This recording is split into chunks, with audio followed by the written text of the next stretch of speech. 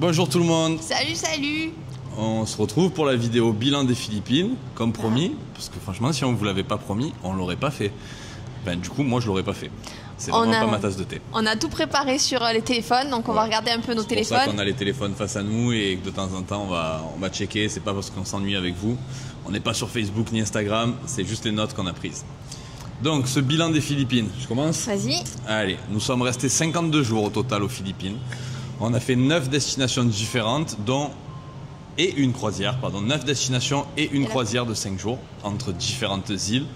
On n'a pas les noms de toutes ces îles, mais en gros, ça compte comme une destination. Donc 10 destinations. Notre itinéraire, la première, c'était l'île sans nom. Et c'est pas dans le bilan qu'on vous donnera le nom de cette île. En tout cas, c'est une île qu'on a adorée et j'espère que la vidéo vous a plu. Ensuite, on était sur la grande île de Cebu. Et là, on a fait 2 destinations différentes. Molbol, dans le sud, ouest de l'île. On est resté 4 nuits là-bas. Et Oslob, où on est resté 2 nuits. Ensuite, on est parti à Siquiror avec la famille d'Anaïs qui nous a rejoint à ce moment-là. Nous sommes restés 6 nuits sur cette île. Ensuite, Bohol. On y est resté également 6 nuits, mais dans 2 endroits différents. On a dormi 3 nuits dans le centre de l'île et 3 autres nuits à Panglao, sur une mini-île collée à Bohol. C'est plus une presqu'île, presque, tellement elle est collée. De là, on est parti sur mon coup de cœur, Siargao. On est resté 1 semaine, 7 nuits. Ensuite, nous sommes partis à Palawan, sur l'île de Palawan. On a commencé par Port Barton, gros coup de cœur aussi. Port Barton, nous y sommes restés 4 nuits. Ensuite, El Nido, 5 nuits. La fameuse croisière avec 4 nuits et 5 jours à travers l'archipel des Bakuit et l'archipel des Busonga. La première partie, c'était les Bakuit, la deuxième, les Busonga. Et la dernière étape de ce voyage, ça a été Coron. On a également séjourné quelques nuits dans ces 52 jours à Cebu pour servir de relais entre les destinations. Par exemple, lorsqu'on est allé de Bohol à Siargao, on a dû dormir 1 nuit à Cebu pour prendre l'avion. Et quand on est revenu pour repartir ensuite dans notre prochaine destination, on a dû redormir 1 nuit à Cebu et également notre nuit d'arrivée. Donc en gros, ça fait 3 nuits à Cebu. Et c'est ce qu'on vous recommande de faire. D'ailleurs, si vous venez aux Philippines, prévoyez toujours une bonne grosse journée de voyage, voire même arriver la veille de vos départs en avion. On ne sait jamais ce qui peut se passer dans ce pays. Les conditions météo changent très vite et tout est dépendant de la météo. Voilà, le budget, c'est toi. Le budget, alors pour 52 jours, on a dépensé 5 184 €, soit 2 592 € par personne, dont 2 choses qui sont totalement hors budget. Les 7 nuits à Siargao, voilà, c'était la gaufre.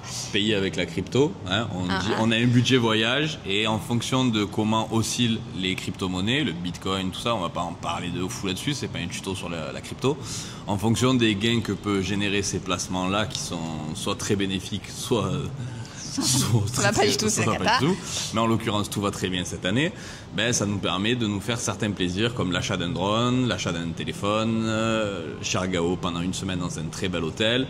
Et donc la croisière avec Tao aussi, c'était hors budget. Bon, moi, ma maman, elle m'a payé la moitié de la croisière parce que c'est bientôt mon anniversaire. Merci, voilà. Huguette. Merci.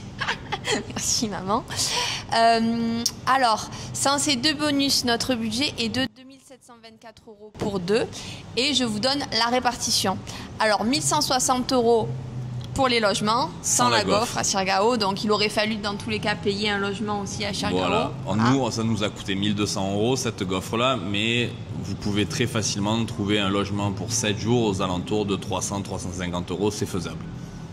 1 051 € de nourriture, parce qu'il faut manger, hein, voilà. Et les activités, c'est un gros budget aussi, 571 €, parce que tous les tours, ça chiffre. C'est la principale activité aux Philippines, c'est de faire des tours en bateau. Et si vous voulez voir des belles îles, des belles plages, vous êtes obligé de passer par ça. C'est dommage de ne pas le faire si vous êtes là. Les transports, donc taxi, tuk-tuk, taxi-bot, scooter, essence et ferry, 545 €. On compte pas les vols internes, ils arrivent maintenant. Donc les vols internes, 324 €. Et la partie autre, donc achat, cigarettes, visa, frais bancaires, laundry, lavage de linge, la carte SIM et autres courses, 445 €. Ouais. Alors voilà. Pour les vols internes, on va peut-être juste un peu développer, c'est vrai qu'on n'avait pas marqué. 324 €, ça représente 1, 2, 3, 4 vols internes pour 2 personnes. C'est-à-dire de Cebu à Siargao, de Siargao à Cebu, de Cebu à Palawan et de Coron à Cebu. Voilà. L'administratif. Alors, le visa aux Philippines, il est gratuit pour 30 jours. Vous n'avez pas besoin de payer quoi que ce soit. Vous pouvez le faire on arrival, c'est-à-dire en arrivant à l'aéroport, ou alors vous pouvez vous préparer à l'avance en vous enregistrant sur le site du gouvernement. Vous avez un petit QR code et ça vous facilite l'accès à l'aéroport et ça vous fait gagner un peu de temps. Mais ce n'est pas obligatoire. La prolongation du visa, elle se fait très facilement. Il suffit d'aller à Cebu City et à Manille. Je pense qu'il existe d'autres endroits, mais c'est les deux seuls qu'on connaît. Peut-être à Davao aussi, qui est une grande ville. Quoi qu'il en soit, à Cebu City et à Manille, ça se fait dans des centres commerciaux, dans les grands malls. Vous avez des bureaux de l'immigration, c'est une simple formalité. C'est juste que ça prend un petit peu de temps en fonction du nombre de personnes qui sont présentes ce jour-là, parce que ça fait aussi d'autres formalités administratives pour les Philippins, ce genre de bureau. Et vous avez juste à payer 3000 pesos, remplir une feuille, et c'est tout. Rien de plus. Et on vous renouvelle votre visa pour 29 jours supplémentaires, ce qui vous amène à 59 jours sur le territoire philippin. Par contre, ça a un coût, comme je l'ai dit, 3000 pesos. À toi. Ensuite, les cartes SIM. Donc, il y a deux compagnies télécom sur les Philippines, Globe et Smart. Donc, ouais. Manu, il avait Smart et moi, j'ai pris Globe. À part sur Siargao où Globe captait mieux que Smart, sinon c'est globalement Smart qui avait une meilleure, comment on dit 90% du voyage, j'avais une meilleure couverture. Que Anaïs. Pour information, donc on avait un forfait data illimité pour 990 pesos de 30 jours et il a pu recharger directement sur le téléphone. Alors la première, j'ai fait une petite erreur, je ne savais pas, j'ai acheté ma carte SIM et j'ai pris mon forfait, comme Anaïs d'ailleurs, le jour de notre arrivée à l'aéroport. C'était beaucoup plus cher, mais je ne savais pas, je pensais que les tarifs étaient les mêmes de partout dans le pays pour l'opérateur. À l'aéroport, il vous surtaxe et j'avais donc un forfait avec uniquement 30 ou 40 gigas.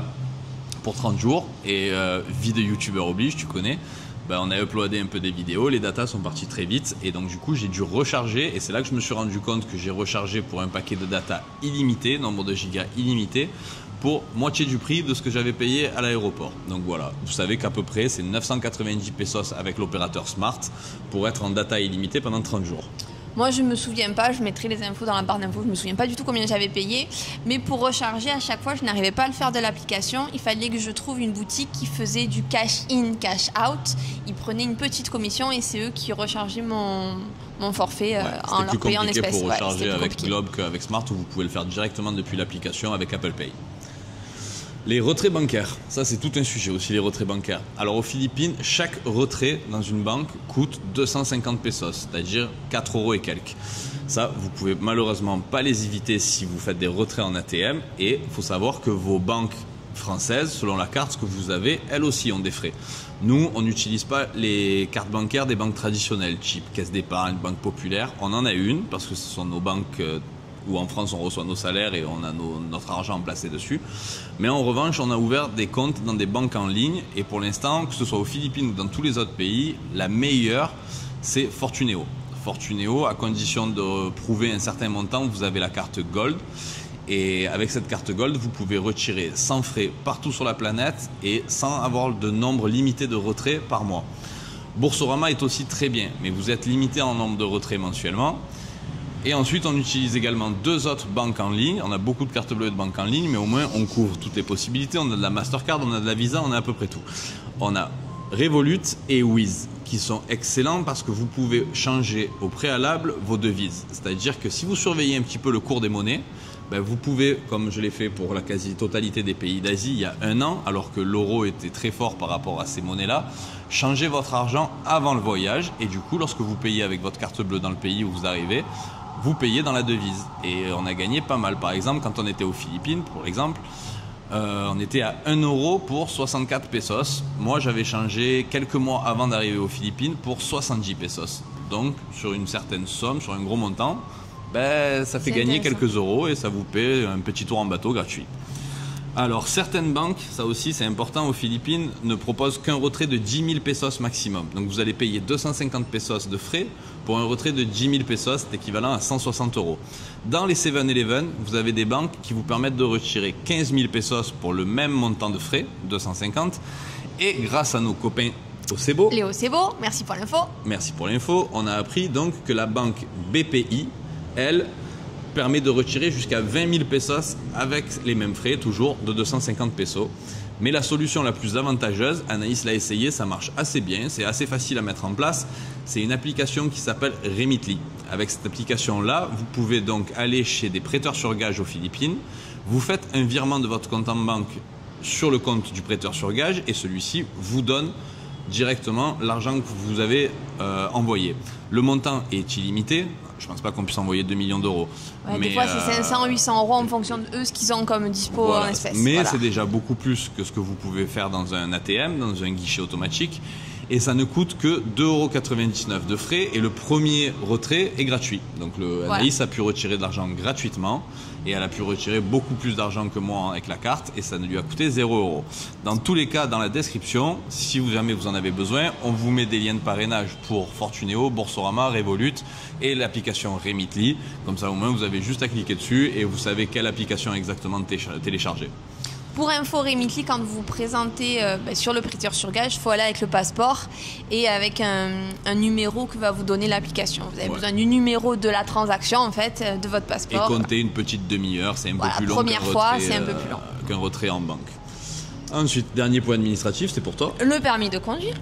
Il ne nous a jamais été demandé. Le nouveau permis européen suffit, celui qui ressemble à une carte bleue. En théorie, parce que normalement il doit être en anglais. Ah, ok. Mais bon, pas besoin de permis international. Vraiment, les Philippines sur ça, la police, c'est des gens adorables. Si j'avais su qu'un jour je dirais ça. La police, c'est des gens adorables aux Philippines. Le loueur de voiture, de scooter, il vous demande rien. Moi, j'ai juste laissé mon permis français une seule fois. C'était à El Nido, c'est tout.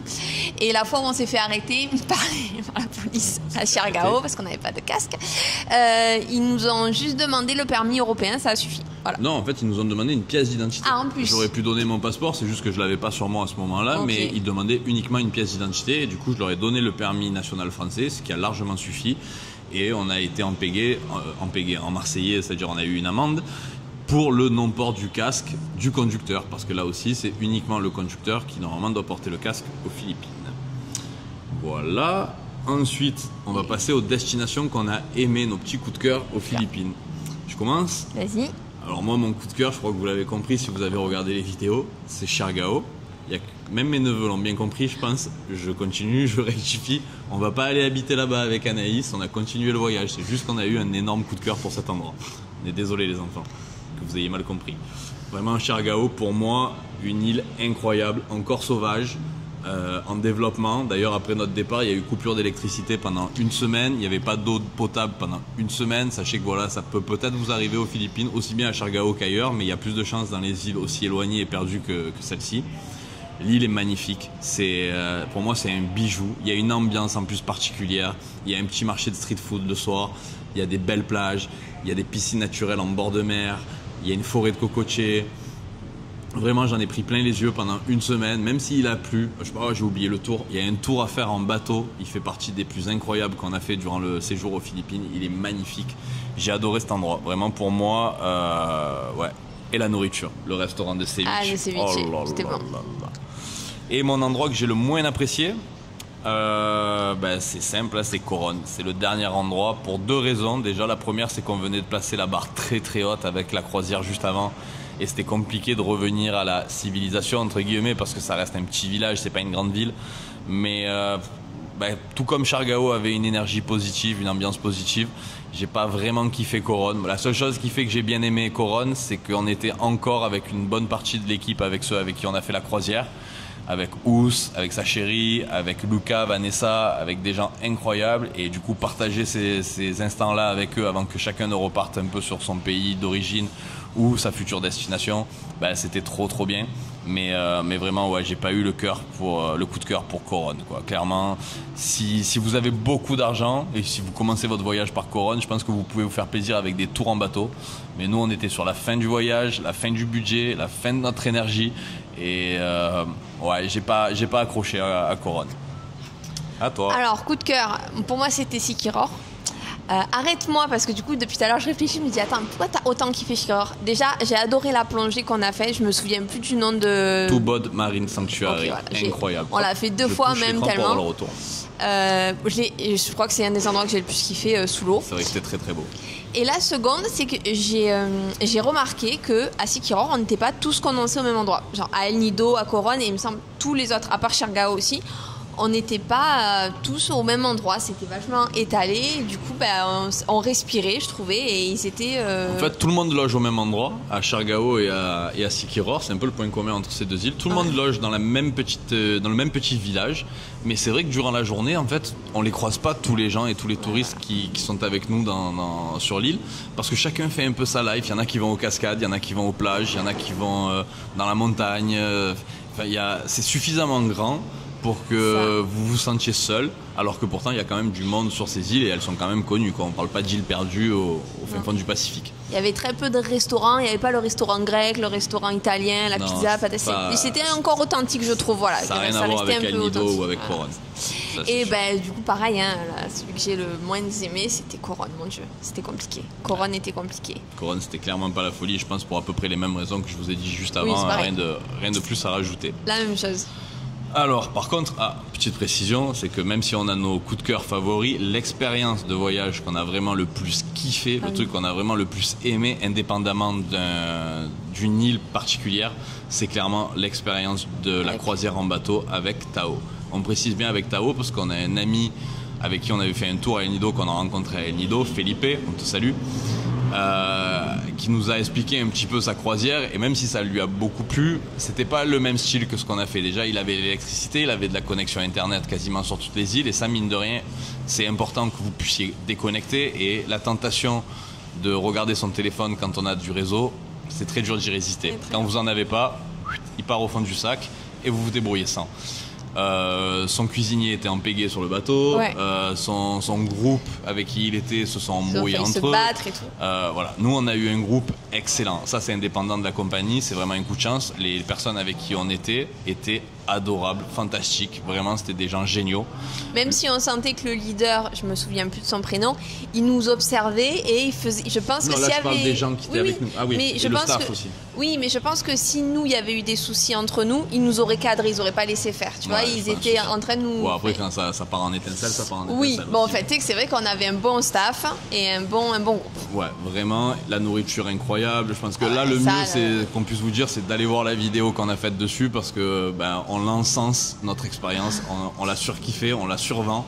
Mais vraiment, c'était un truc qui nous marquera à vie, je pense, et moi, j'oublierai jamais, vraiment jamais, et que j'ai même plus envie de refaire à la limite pour garder pur ce truc. Je l'ai fait, je l'ai vécu, et il n'y aura jamais rien de mieux aux Philippines pour moi.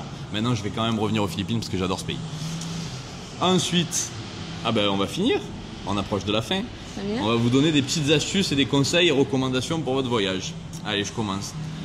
D'abord, la saison. Choisissez bien la saison à laquelle vous allez voyager aux Philippines. C'est très important. C'est un pays qui est hyper exposé au typhon. Nous, on est arrivé le 25 octobre. Entre le 25 octobre et le 31 novembre, il y a 5 ou 6 typhons qui sont passés sur les Philippines. Et par chance pour nous et malchance pour les gens sur qui il est passé, ça a uniquement touché le nord des Philippines, la partie au-dessus de Manille et l'île de Luzon. Et on n'était pas du tout dans cet endroit-là.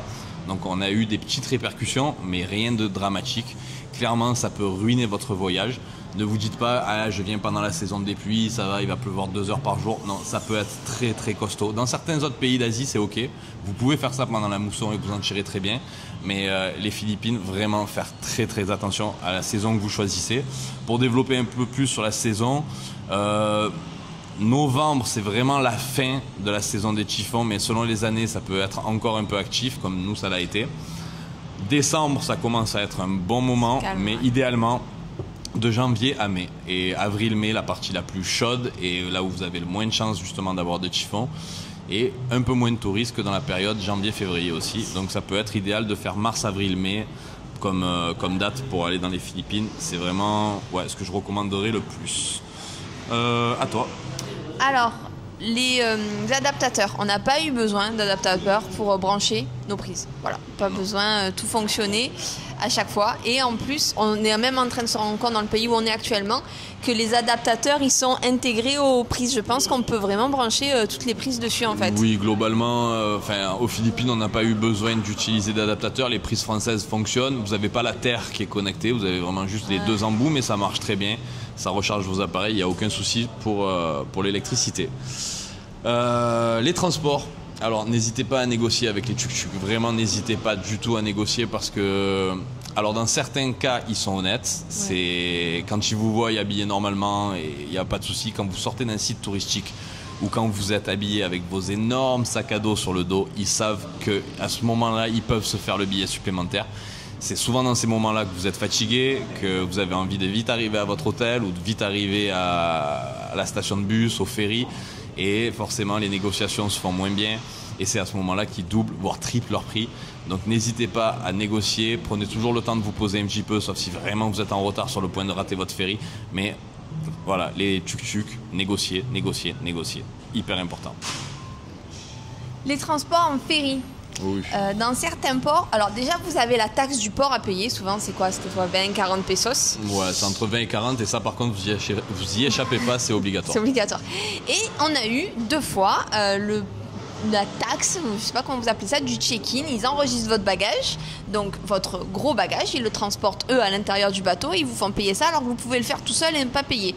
Donc vous êtes avertis, vous pouvez juste dire non c'est bon, je fais pas le check-in de mon gros sac, je le transporte tout seul.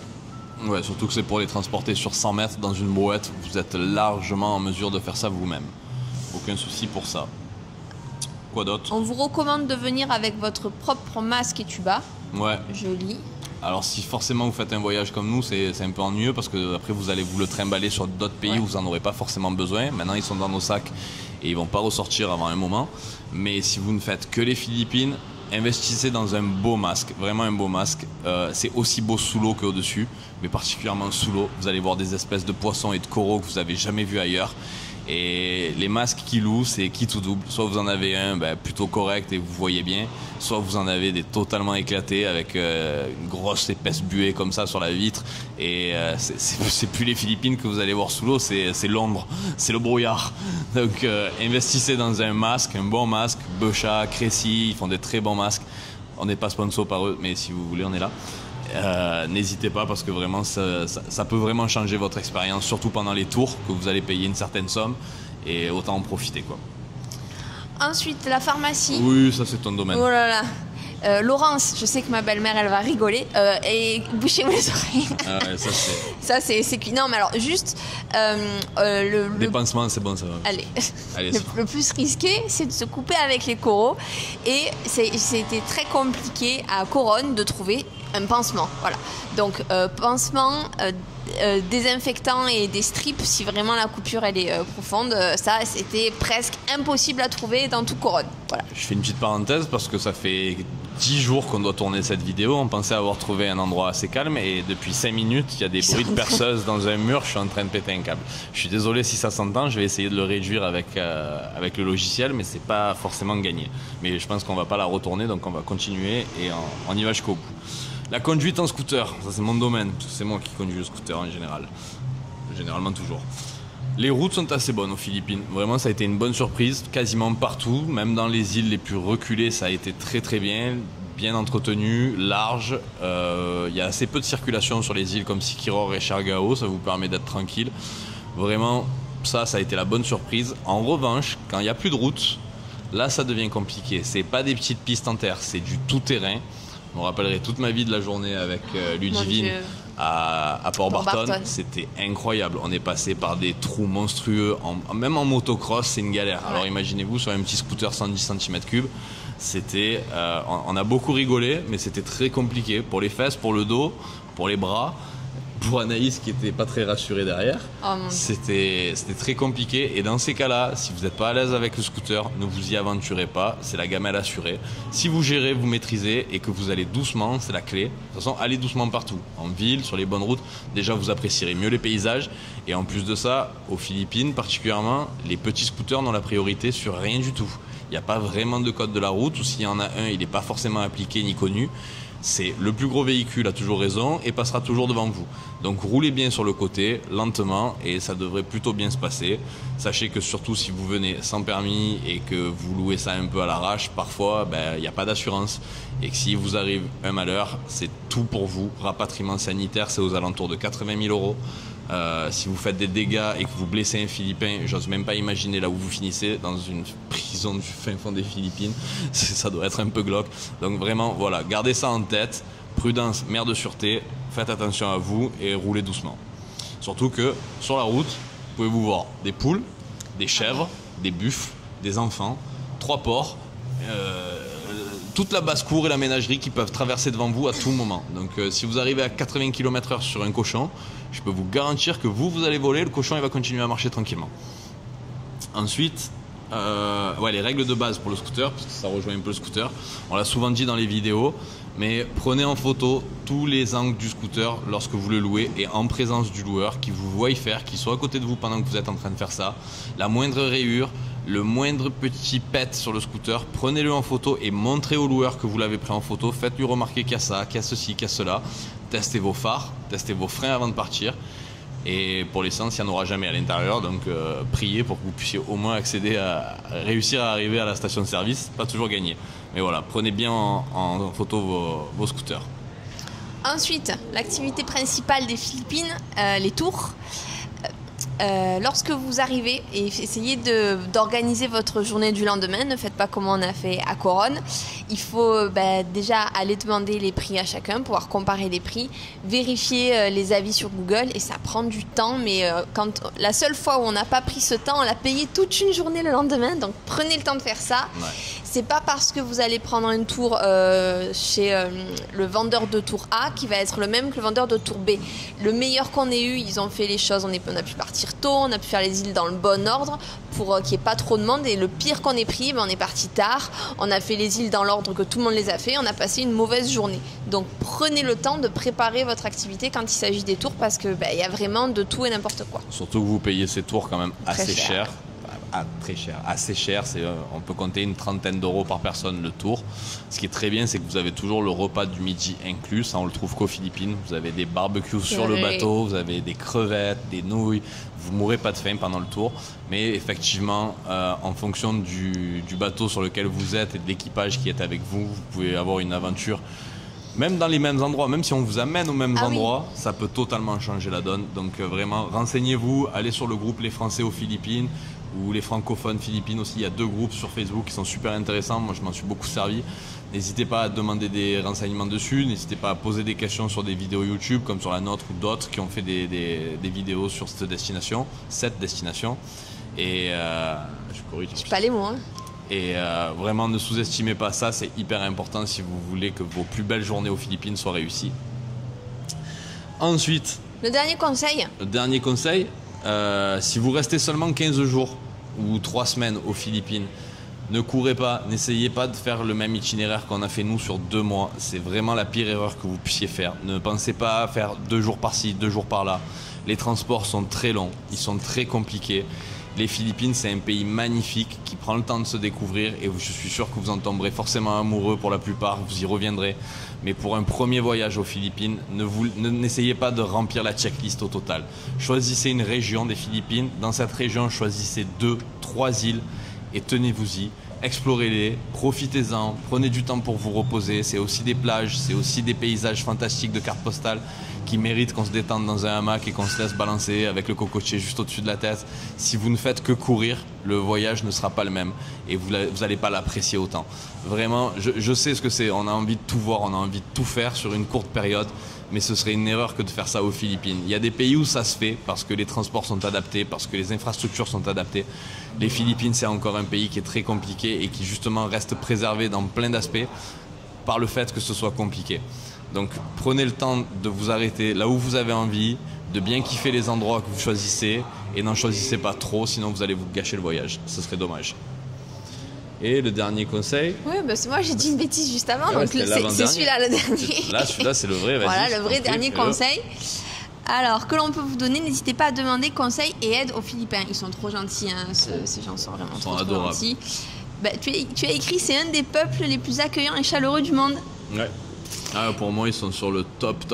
Et il y a des finalistes quand même. Parce que là, on est dans un pays, on va pas vous dire lequel, puisqu'il arrive bientôt en vidéo. Les gens sont incroyables aussi. C'est leurs cousins, quoi. C'est les finalistes. Les meilleurs humains du monde.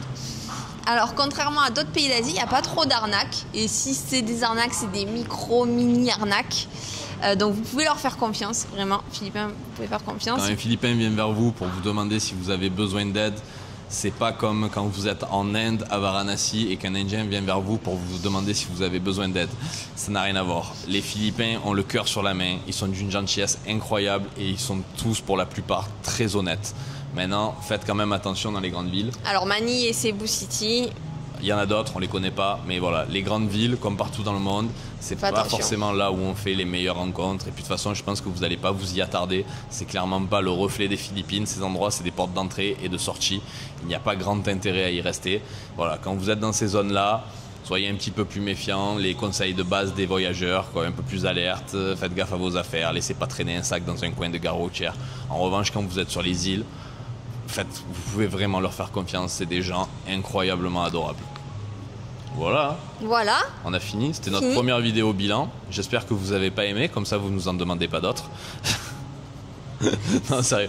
Si ça vous a plu, tant mieux. Si ça a pu vous aider, tant mieux, vraiment. C'est le but, hein. Le but de la chaîne, c'est aussi d'aider les gens qui vont voyager. Mais je préfère le faire à travers des vidéos qui montrent là où on est et on explique au fur et à mesure que de faire des vidéos bilan. Je trouve ça un peu plus long et ça va être plus facile à monter par contre. Pour moi, le montage va être très rapide. Mais ouais, je trouve ça un peu plus ennuyeux. En tout cas, si ça vous a plu, tant mieux. On espère que les vidéos aux Philippines vous ont plu du coup, que ça a pu vous aider dans la préparation de votre voyage. Et si vous avez d'autres questions auxquelles on n'aurait pas répondu, n'hésitez pas. Hein. Ouais, si on peut répondre, on le fait avec plaisir. La dernière fois, on a fait une FAQ sur Instagram, mais on a fait un flop, il y avait zéro question. Ah oui, personne ne pose de questions. Donc Du coup, si vous avez des questions spécifiques ou particulières, n'hésitez pas à les mettre en commentaire la vidéo, on se fera un plaisir d'y répondre. Et sur ce, on met un terme aux Philippines. Ça y est, basta. Et on se retrouve sur la prochaine destination, qui est une vidéo un peu longue. Je suis désolé, je suis en train de la monter là juste derrière et ça devait être une vidéo. Je vais être obligé d'en faire deux tellement c'est long. Voilà, c'est le seul indice qu'on vous donne. Pourtant, on y est resté très peu de temps. Merci de nous avoir écoutés et on se retrouve sur la prochaine vidéo. Ciao, ciao. Salut.